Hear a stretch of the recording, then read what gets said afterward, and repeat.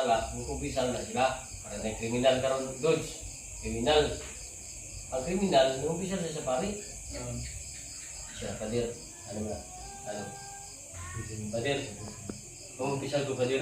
Di mo pare. Unsa imong sala anak. Siya, Kadir. Ang dako kaya na kong masala. Ngayon nahimo na po ng kalimutan. Di pamatay na kong Kadir. Ang mutong Ginoo. Hindi mo pare. O ba? Ayun na ka ng kuspa na. Kaya ako kaya sala sumbangan sa Ginoo. Nga mo kuha ka o ginabuhi sa tao. Kaya ang authorize ka mo kuha sa ginabuhi sa tao. Ang Ginoo na. Ingon na ito sila. Mo na iba din. Kung bisang ko din. Kuha ka din.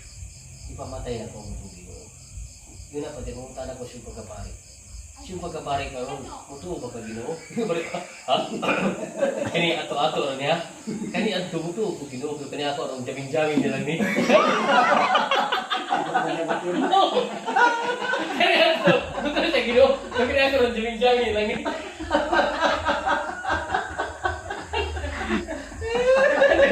Ano siya matsyon? Ya kita nga mga Kristiyano. Kita mga Kristiyano. May mo tang Kristohanon yun. Kung kita, mudawat sa Ginoo, magbubutis mo, di ba? Ya, sa mga Katoliko magod, pag magbutis mo at nila ng bunyag nila, ang tao na mabunyagan, mo ng santo. Santo ba? Basta mabunyagan na ganyan bata, santo na siya. Saan na ba? Nag-imalaan na ba? Kung na sa Katolik, kita kay mabunyagan taan. Dawat ang kaluwasan ni Jesus Christ, niluwas sa tuwara. Pero ang Katoliko, pag mabunyagan nila, ang kanang bunyagan nga bata, mo anong santo na nila. So ang pangalan na nila, dumagan nila san.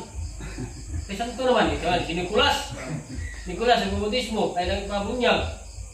Idumagan ang pangalan ni Nicolas. San Nicolas. Nga karon si Roque, nga Roque, nagpabunyag na po. Buta nga, San Roque. So ang problema nung kaya naman magbunyag ang pangalan Tilmo. Gidumagan na po. San Tilmo. Hindi ko liwanag. Kung ikaw may pangalan ito, padugang ka nila. Hindi na siya kumudawat.